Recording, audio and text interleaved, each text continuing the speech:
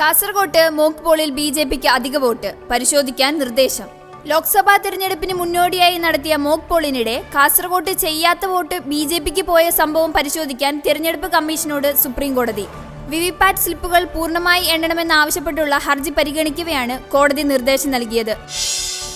കേരയിൽ പദ്ധതി അട്ടിമറിക്കാൻ പണം വാങ്ങിയെന്ന PV അൻവറിന്റെ ആരോപണം പ്രതിപക്ഷ നേതാവിനെതിരായ ഹർജി തള്ളി. പ്രതിപക്ഷ നേതാവ് VD സതീശനെതിരായ ഹർജി തിരുവനന്തപുരം വിജിലൻസ് കോടതി തള്ളി. സിൽവർ ലൈൻ പദ്ധതി അട്ടിമറിക്കാൻ ശ്രമിച്ചെന്ന ആരോപണത്തിൽ വിജിലൻസ് അന്വേഷണം ആവശ്യപ്പെട്ടുള്ള ഹർജിയാണ് തള്ളിയത്. PV അൻവർ നിയമസഭയിൽ ഉന്നയിച്ച ആരോപണത്തിന്റെ അടിസ്ഥാനത്തിലായിരുന്നു ഹർജി.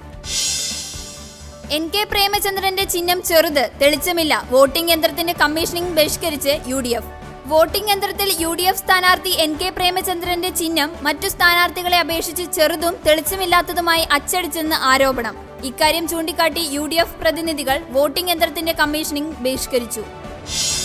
അഗ്നിപർവ്വത സ്ഫോടനത്തെ തുടർന്ന് വിമാനത്താവളം അടച്ചു. 11,000 പേരെ ഒഴിപ്പിച്ചു. സുനാമി ആശങ്കയിൽ ഇന്തോനേഷ്യയിൽ അഗ്നിപർവ്വത സ്ഫോടനത്തെ തുടർന്ന് ആളുകളെ ഒഴിപ്പിക്കുകയും വിമാനത്താവളം അടയ്ക്കുകയും ചെയ്തു. ഇന്തോനേഷ്യയുടെ വടക്കുഭാഗത്ത് റുവാങ് അഗ്നിപർവ്വതമാണ് പൊട്ടിത്തെറിച്ചത്. 11,000 പേരെയാണ് ഇതുവരെ ഒഴിപ്പിച്ചത്. പൂരാവേശത്തിൽ തൃശൂർ. നെയ്തലക്കാവിലമ്മയുടെ തിടമ്പേറ്റി എറണാകുളം ശിവകുമാർ തെക്കേ ഗോപുര നട തുറന്നു. പൂരത്തിന്റെ പ്രധാന ചടങ്ങായ പൂരവിളംബരത്തിന് തുടക്കം കുറിച്ച് നെയ്തലക്കാവ് ഭഗവതി വടക്കുന്നാഥന് തെക്കേ ഗോപുര നട തുറന്നു. കൊച്ചിൻ ദേവസ്വം ബോർഡിന്റെ കൊമ്പൻ എറണാകുളം ശിവകുമാറാണ് നെയ്തലക്കാവ് ഭഗവതിയുടെ തിടമ്പേറ്റിയത്.